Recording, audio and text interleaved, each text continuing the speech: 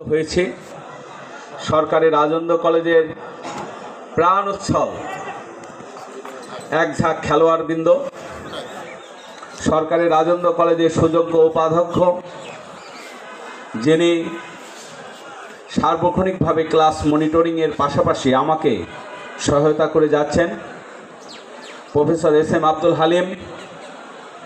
এখানে উপস্থিত আছেন আমাদের শিক্ষক পরিষদের অত্যন্ত জনপ্রিয় সম্পাদক সদা হাস্যোজ্জ্বল এবং খুব প্রাণবন্ত সংক্ষিপ্ত বক্তব্য দেন সেই সম্পাদক শিক্ষক পরিষদের শহীদুল ইসলাম, যিনি বাবুসান নামে পরিচিত, সহযোগী অধ্যাপক বাংলা বিভাগ।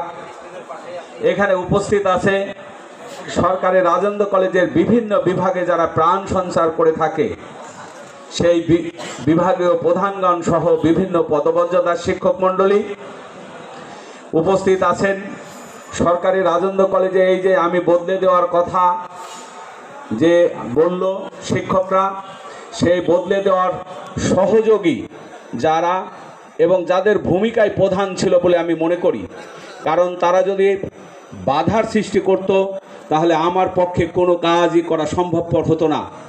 এই খেলাধুলায় অংশগ্রহণ করছে তাদেরকে খেলাধুলার যে নিয়মকানুন আছে সেগুলো মেনে খেলাধুলা করার জন্য আমি সবাইকে অনুরোধ জানাই এবং আমি এই যে এই টুর্নামেন্ট সফল হোক, এই টুর্নামেন্টের সফলতা কামনা করি। জিতবো আমরা সবাই। আমার প্রত্যাশা আমরা সে সুশৃঙ্খল একটি খেলাধুলা সবাইকে উপহার দেব। সবাইকে ধন্যবাদ।